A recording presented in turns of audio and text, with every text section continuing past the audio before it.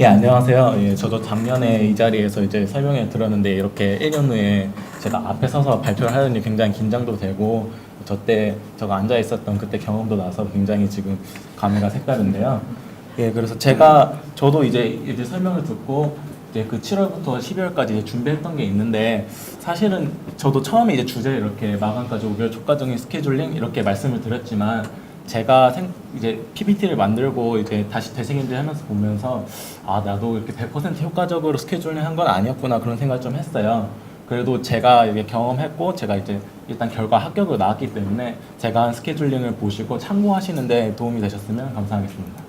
기준이 7월이긴 한데 제가 3월부터 6월에 토플 공부한 걸 말씀드리고 그 다음에 7월부터 12월까지 쭉 어떻게 준비했는지 이렇게 GRE, 학교, SOP 그리고 원서 접수까지 쭉 말씀드리겠습니다. 저는 이제 고려대학교 전기전자공학부를 나왔고요. 지금 연세대를 이렇게 발표하게 될 줄은 상상도 못했는데 그래서 저 당시에 사실 4학년 재학 중이었어요. 그래서 저는 사실 유학 준비를 4학년 학교를 다니면서 유학 준비를 했어요. 그러다 보니까 시간적인 부분이나 이런 부분에 굉장히 어려움이 좀 많았어요. 그래서 저는 학점이 4학년 1학기까지 이제 학점인데요. 그래서 학점이 4점 만점에 3.6 정도 나왔는데 이 정도면 딱 유학 가기 평이한 학점이라고 이제 들었고요. 그래서 조금 장학금 성적 우수나 이공계 같은 것도 이제 받긴 받았는데 그래서 그 대신에 저는 학부생이다 보니까 특별한 논문 연구 실적이 전혀 없었어요. 저때 논문이란 건 이제 학술 논문 이런 걸 말씀드리고 이제 제가 유일하게 한 거는 졸업할 때 그 졸업 논문 학부 졸업용 졸업 논문 하나가 전부였고요. 그래서 사실 이게 뒤에 분 발표하는 거랑 조금 겹칠 수 있는데 저는 주제를 이 논문 연구 실적 없는 것보다는 쭉 스케줄링을 잡았기 때문에 그거에 맞춰서 말씀을 드리겠습니다. 그리고 방금 말씀드린 대로 3월부터 6월까지 토플 성적이 이제 공부를 해서 91점이 나왔는데요. 저거는 이제 추후에 좀 더 공부를 해서 성적을 올렸고 7월에는 아직 GRE 공부하는 시기였기 때문에 특별히 GRE 점수는 없었습니다. 예, 그래서 3월 토플 준비했던 건 간단히 말씀드리면 이 사진 다들 많이 보셨을 거예요. 지겹죠 진짜. 저도 저 사진 시험에서만 한 3번 볼 때마다 짜증이 났는데 정말 내가 ETS에 돈을 얼마씩 바치고 있는 건가 이 생각을 하면서 시험을 봤는데 대학교 재학 중에 했기 때문에 평일에는 이제 학교를 다니면서 주말에 이제 모 H 학원 유명하죠. 그 학원에 이제 다니면서 공부를 했어요. 근데 그러다 보니까 학기 중에는 또 과제도 많잖아요. 이런 저는 특히나 이렇게 공대이기 때문에 4학년인데도 뭐 졸업 논문에다 프로젝트에다 뭐 조별 발표에다 되게 과제가 많더라고요. 그러다 보니까 시간도 좀 부족하고 체력적으로 주말에 또 공부를 하다 보니까 일주일에 쉬는 시간이 거의 없어서 좀 어려운 점이 많더라고요. 그래서 최선을 다해서 이제 91점을 하긴 했는데 저게 이제 특정 학교들은 저 성적으로도 충분히 커트라인이 되는 학교들이 있어요. 근데 저 같은 경우 이제 예를 들자면 뭐 UCLA라든지 아니면 UC 샌디에고 같은 학교들은 100점 이상의 점수를 요구했기 때문에 저는 여기서 조금 더 성적 올려야 되지 않나 생각하고 있었습니다. 그래서 이런 부분은 이미 여러분들이 많이 아실 거라 이제 간단하게 말씀을 드릴게요. RC 같은 경우는 고득점이 나왔던 20 후반대에 나왔는데 제가 항상 느낀 거는 그 토플은 토익이나 이런 거와 다르게 조금 더 단어 이런 거 길이가 길고 시간이 항상 부족하더라고요. 저 같은 경우는. 그래서 그 학원을 다니다 보면 어느 학원이든 전 사실 예전에 P 학원도 다니고 H 학원도 다녔는데 둘 다 이제 빈줄 이런 단어들을 항상 주더라고요. 근데 그런 단어들이 실제로 저 경험에서 시험에 많이 나왔던 것 같아요. 거의 그런 단어들이 한 60에 70%는 도움이 많이 됐기 때문에 그런 일반 단어집도 물론 공부하시면 좋지만 그런 빈출 단어 위주로 공부하시면 좀 더 효율적이지 않나 생각하고요. 그리고 저도 RC 아까 방금 말씀드렸다시피 고득점을 받았지만 한 번도 시험에서 시간이 남아본 적이 없어요. 딱 진짜 다 풀었다 싶으면 한 10초 남고 뭐 검토할 시간 하나 없이 혹시 실수하지 않나 불안할 정도로 시간이 끝났거든요. 그래서 항상 공부하실 때 시간을 체크하시면서 푸는 연습을 하셔야 나중에 시험 때 당황하시지 않을까 생각합니다. LC 같은 경우에는 저가 이제 학원을 다니면서 좀 놀랐던 게 이제 RC, LC는 말고 RC는 읽기고 LC는 듣기니까 완전 다르겠지 생각했는데 그 저희가 이때 수능이라든지 토익에서 한 거랑 다르게 말 그대로 LC는 RC에 있는 지문을 조금 추격해서 들려준다 이런 느낌으로 생각하시면 될 것 같아요. 무슨 말이냐면은 LC도 학원에서 이게 사실 얘기하는 부분인데 서론하고 본론과 결론이 다 있어요. 그래서 그 전체 흐름을 파악해야지 여기 들었고 여기 들었고 여기 들었고 기억을 해봤자 나중에 그 문제로 전혀 안 나오거든요. 흐름을 파악하고 그 흐름에서 문제를 약간 예측을 하시는 그런 연습을 하시면 좋을 것 같고요. 그래서 그리고 학원을 다니다 보면 아시겠지만 각 선생님마다 그 노트 필기ing 노트 필기 방법이 다 달라요. 근데 그거를 저도 한 선생님 걸 다 따라하려고 했는데 안 되더라고요. 제가 하던 스타일도 있고 그 선생님이 하는 것 중에 제가 좀 스피드가 안 맞는 부분도 있기 때문에 이렇게 여러 선생님들의 노트 필기 방법에서 본인의 이제 NT 방법을 찾아서 하시면 좋을 것 같습니다. 그 스피킹이나 라이팅 부분은 저 같은 경우에도 사실 그렇게 고득점인 부분은 아니고 모든 사람들이 많이 어려워하는 부분인데, 그래서 제 생각에는 저도 이제 스피킹이나 라이팅이 거의 10점대에서 20점대까지 이제 끌어올린 사람 중 한 사람이거든요. 그래서 저 경험에 의하면은 이제 저 라이팅에도 쓰진 않았는데 스피킹 라이팅은 이제 매일 반복해서 연습을 하는 게 가장 중요한 것 같아요. 아무래도 저희는 저 같은 경우는 이제 정말 토종 한국인이거든요. 외국에 뭐 여행 정도밖에 안 갔던 그런 사람이라서 영어에서 특히 저는 스피킹 말하는 거나 글 쓰는 거에서 굉장히 어려웠어요. 그러다 보니까 매일 반복해서 연습하는 게 그나마 성적을 가장 빨리 올릴 수 있는 길이지 않을까 생각하고요. 그 지금 말하면서도 굉장히 제가 어제 연습 한 2번 했는데도 지금 버벅대고 있거든요. 마찬가지로 이제 녹음을 자기가 이렇게 말을 시험을 한번 보신 분들은 다 아실 거예요. 제가 어떻게 공부를 해왔는데 시험 때 딱 그 듣기가 나오면은 그냥 머리가 하얘지면서 뭔 말을 했는지 모르겠어요. 그래서 그 말을 하고 뭔 말 했는지 기억도 잘 안 나요. 시험 끝나고 나면 사실. 그래서 그런 거를 연습을 미리 하려면은 녹음을 미리 해보시고 잘 들어보면은 생각보다 내가 한 부분에서 발음이 이런 부분이 이상했구나, 이런 부분은 뭔가 말을 되게 흐렸구나, 이런 거를 생각보다 녹음을 하기 전에 몰랐던 부분들이 많이 나와요. 그래서 그런 부분을 보시면 좋을 것 같고, 라이팅 같은 경우는 특별한 비법은 아니고 이제 학원에서 템플릿을 많이 나눠주기 때문에 그런 템플릿들을 잘 따라가시면 좋을 것 같고, 라이팅은 워낙 주제가 여러 개 다양하게 나오는데 자기가 공부한 주제가 시험에 나오면 갑자기 자신감이 좀 생겨요.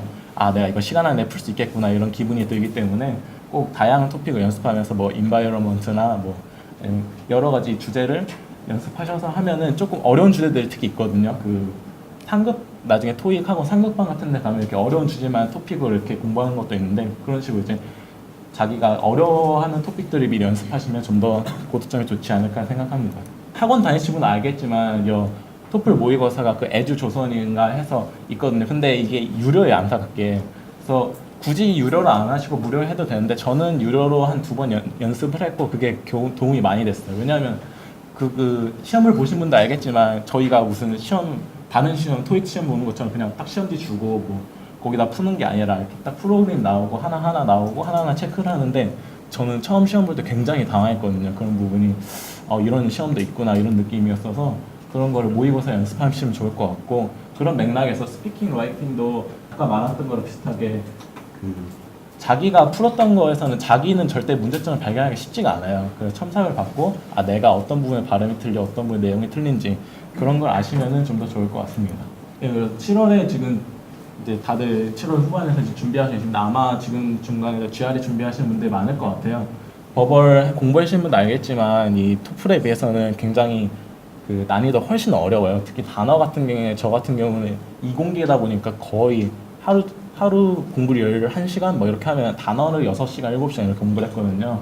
그러다 보니까 단어를 공부할 때 좀 더 최대한 효율적으로 그 접두사랑 접미사랑 똑같은 것끼리 이렇게 묶어서 암기를 한다든지, 아니면 뜻이 같은 것들, 단어들을 거기서 빈출 단어를 찾아서 최대한 암기를 한다든지, 이런 식으로 최대한 단어에서 효율성을 찾아서 연습을 하시면 좋을 것 같고요. 아까 토플과 마찬가지로 이렇게 옆에 프로그램이 뜨고 그걸로 시험을 보기 때문에 이 책에다 필기를 하시거나 이런 분들이 되게 많았어요. 저 공부할 때도 옆에서 학원에서 보면 필기 열심히 하시고 막 밑줄 치시고 이런 분들 많은데 시험에서는 크게 도움이 안 되거든요. 그렇기 때문에 읽는 연습을 하시면 좋을 것 같고, 라이팅은 이제 학원 다니시는 분들은 알겠지만 사실 저 이슈, 알규 이런 게 330개 정도 그 토픽이 이미 ETS에 저장이 돼 있어요.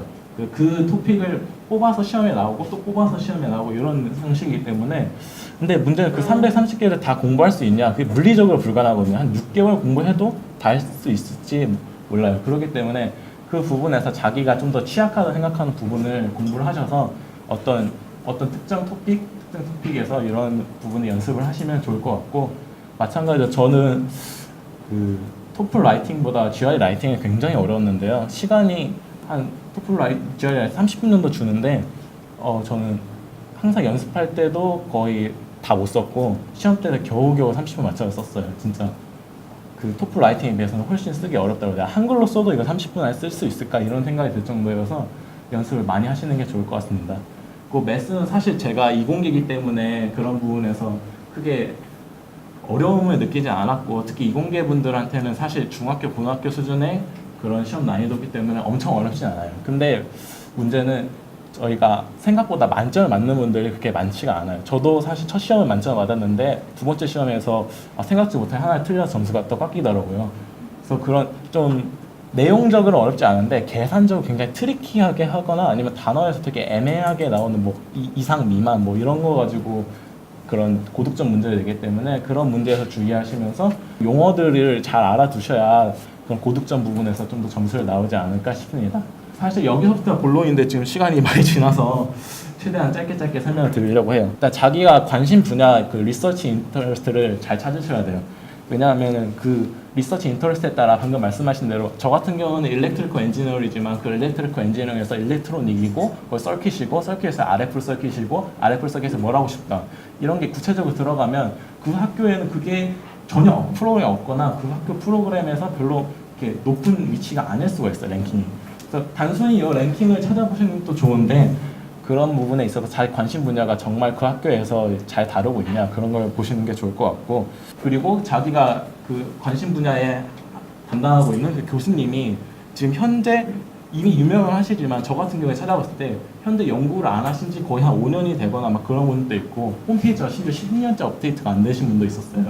그러니까 그런 거를 잘 참고하셔서 그 교수님이 지금 과연 내 전공에 맞게 하시는지 그리고 연구 실적 계속 내시고 있는지 그걸 보시면 좋을 것 같고, 그래서 저 같은 경우는 그래서 유학원에서도 도움을 많이 받았지만 이렇게 교수님한테 직접 물어본다든지 아니면 저랑 같은 전공을 가고 있는 대학원 선배들한테 물어봐서 내가 이런 전공을 하고 있는데 그 전공에 있어서 어느 학교가 좋냐 이런 거를 참고하시는 게 좀 더 유학원에 그냥 의존하는 것보다 좀 더 좋으실 것 같습니다.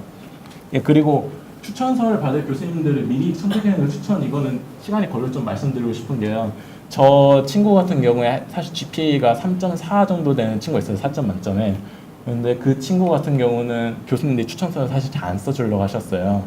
이제 GPA도 낮고 특별히 연구 실적도 없고 이러기 때문에 그런 부분에 있어서 추천서를 나중에 받으려고 하면 뭐 귀찮아하시는 교수님들도 많고 바쁘시다고 하는 교수님도 많고 잘 안 해주시려고 하기 때문에 저 같은 경우는 9월, 10월에 이미 교수님들한테 다 말씀을 드려서 추천서를 써달라고 말은 하고 11월 추천서를 부탁드렸었거든요. 미리 얘기를 말씀드리는 걸 추천드리고요. SOP가 중요하기 때문에 SOP에서 좀 시간을 많이 할애하고 거의 마치는 걸로 하겠습니다. 그래서 SOP는 방금 들으신 대로 학업 계획서지 이게 자기소개서가 아니에요. 그러니까 저랑 되게 놀랐던 게 저는 대학교 4학년 재학하다 보니까 옆에 취준을 하는 친구들이 많아서 옆에서 자기소개서 같은 걸 엄청 많이 썼어요. 그 친구들 읽어보면서 조금 도움이 되지 않았을까 했는데 진짜 전혀 1% 도움이 안 됐어요. 이건 취직에 쓰는 그런 자기소개서랑 완전 다른 거예요. 아까 말씀하신 대로 자기가 연구하고 싶은 부분을 뭐 개인적인 것도 아니고 객관적으로 쓰는데 구체적으로 작성하셔야 돼요. 그래서 지금 유학을 이제 준비하시면 어느 정도 구체적으로 이미 잡히셨겠지만 조금이라도 더 무엇을 연구하고 싶으신지, 동기는 무엇인지, 뭐 연구를 얼마나 준비했는지, 그래서 그리고 가서 어떤 연구를 하고 싶은지, 그리고 저는 저게 되게 중요하다고 생각해요. 왜 이 학교에서 연구를 하고 싶은지. 그래서 저 부분은 아무래도 그 학교에 대한 자료를 많이 찾고 그 학교 사이트를 들어가고 교수님의 홈페이지를 들어가고 해야지만 나오는 부분이고, 저도 저 서치하는데 거의 한 2주를 써놨던 것 같아요. 그러니까 각 학교별로 시간이 굉장히 많이 들고요. 한 학교 하는데 거의 하루 걸려요. 그래서 그 정도 시간을 쏟아서 할애를 하셔야 나중에 합격하실 원서 지원하실 때 합격률이 높아진다는 걸 감안하시고요. 한 가지 제가 경험한 팁을 드리자면 저는 처음 SOP를 쓸 때 되게 막막했어요. 저는 연구 실적도 특별히 없고 그냥 나는 이걸 공부하고 싶다. 그리고 이때까지 학부시절 이런 거 공부해왔다. 이런 말밖에 없으니까 SOP를 처음 쓸 때 2주가 걸렸어요, 진짜. 초안을 쓰는데 너무 한참 걸려서 유학원에서도 사실 혼도 많이 났고 그래서 처음부터 완벽한 초안을 작성한다는 건 사실상 불가능해요. 그래서 저는 먼저 생각나는 대로 아까 말했던 무엇을 연구하고 싶은지, 그 동기는 무엇인지, 왜 이 학교에 연구하고 싶은지, 뭐 학위치들끼리 어떤 이렇게 탁탁탁 잘라가지고 나눈 다음에 그걸 이제 한 흐름으로 맞추는 그런 작업을 했어요. 그래서 물론 한 흐름으로 먼저 만들고 세세하게 쓸 수 있으면 좋아요. 근데 그게 굉장히 어렵더라고요. 그래서 만약 그게 안 되시는 분들은 저처럼 부분을 먼저 간단히 쓰시고 조금씩 수정하시면 좋을 것 같습니다. 제가 이제 SOP 할 때 한 달 정도 이 정도 작업했거든요. 아마 저보다 더 많이 작업하신 분들이 많을 거고 제가 좀 유학원을 많이 귀찮게 했어요. 계속 연락하고 이 부분 수정했는데 봐달라 이런 식으로 했어요. 그러니까 아무래도 유학이란 게 노력이 좀 최소한 어느 정도의 노력은 들어가야 된다고 저는 생각을 해요. 근데 문제는 이거를 제가 혼자서 했으면 이 정도의 문서 양을 절대 쓰지 못했을 것 같아요. 혼자서는 매우 어려운 작업이기 때문에 이런 부분에서 저는 유학원이 반드시 필요하지 않나 생각하고 있습니다. 진짜 엄청나게 태고 작업을 했는데 이게 다 유학원이 엄청나게 도움을 주신 것 같습니다. 하루에 한 3번 연락한 적도 있던 것 같아요. 원서 이제 접수를 저는 12월에 했는데 방금 말씀하신 것처럼 12월 하면 사실 늦은 거예요. 저도 굉장히 아슬아슬하게 이거를 넣기 때문에 그걸로 인해서 좀 더 학교가 더 떨어지지 않나 생각도 들고 최대한 가능하시면 준비를 빨리 하셔서 10월, 11월에 넣으셔야 저희 수능 대학교 들어갈 때나 아니면 저희 대학 하는 것처럼 딱 그 시간까지 사람을 다 모아서 그 다음에 이렇게 하는 게 아니라 방금 말씀하신 것처럼 먼저 들어온 사람 퍼스트 컴 퍼스트 서브드가 되는 거기 때문에 먼저 자리가 따기 때문에 그 자리를 차지하는 게 더 유리하시다고 생각이 됩니다. 이게 ETS가 참 나쁜 놈들인 게 그 토플하고 GRE 시험을 봤는데 스코어 레포팅이라고 직접 저걸 해야 돼요. 자기네들이 직접 성적을 보내지 저희가 막 성적을 보내는 거 인정을 안 했죠. 근데 저게 토플 보내는데 한 30 얼마나 들고 30불 이상 들고 GRE가 한 학교당 40불 들어요. 저 12학교를 제가 지원했는데 저 비용만 진짜 한 70만 원 든 것 같아요. 그것도 감안하셔야 되고 레포팅을 딱 하면은 나오는 말이 그냥 일주일 정도 걸린다고 했어요. 근데 제가 원서를 딱 다 쓰고 저걸 내버렸기 때문에 사실 저는 기한이 조금 넘었었어요. 진짜 주 기한이 넘어서 좀 불안감이 있었는데 다행히 저기서 크게 문제는 없었는데 혹시라도 문제가 안 되시려면 결과 생각하시고 원서 접수를 하실 때 미리 레포팅을 하시는 걸 추천드립니다. 1, 3월에서 이제 결과를 계속 기다렸는데요. 저 글이 되게 인상 깊었어요. 저는 신이시여 저는 인내심을 원하지만 지금 당장 주세요. 그만큼 정말 기다리기가 힘들어요. 생각보다 1월부터 3월이잖아요. 저희 같은 경우는 결과 나오는데 한 달 이렇게 걸리는데 저희 어머니가 매일마다 야 오늘 결과 나왔냐 오늘 결과 나왔냐 그 소리 듣는 게 제일 싫었어요. 게다가 처음에는 하나 떨어졌어요. 그럼 더 이제 불안해요. 하나 떨어지면 또 다 떨어진 거 아닌가 올 리젝트 되는 거 아닌가 그렇기 때문에 최대한 인내심을 갖고 3월까지 좀 노력하기 위해서 그게 좋을 것 같아요. 저는 조지아 그리고 미시건 그리고 사실 USC도 붙었는데 죄송하게 저는 조지아 제가 전공이 그쪽이 좀 더 맞고 교수님이시나 이런 것 때문에 그런 거라 좀 양해를 드리고요. 자, 이공계다 보니까 그냥 최대한 공식으로 생각을 했는데 노력을 하나도 안 하거나 노력을 조금 해서는 유학원에서 이렇게 도움을 줄 수 있지만 합격률에 있어서 큰 도움이 안 돼요. 하지만 방금 제가 보여드린 것처럼 SOP를 열심히 쓰시고 유학원에서 생각보다 이렇게 빨리빨리 해달라 뭔가 하는 게 되게 많아요. 근데 그걸 따라하기 굉장히 벅찬데 그것만 따라가면은 충분히 올 리젝트가 아닌 최소 한 개 학교 이상의 학교에 합격할 수 있을 거라 믿습니다. 그래서 항상 노력을 하시되 practice makes perfect인데 perfect practice. 그러니까 저희 유학원에서 이제 퍼펙트를 만들어 주신다 생각하시고 항상 거기다 노력을 더 하시면은 분명 좋은 결과 있어서 저처럼 내년에 유학을 가실 수 있을 거라 생각합니다. 조금 길어져서 죄송하고요. 감사합니다.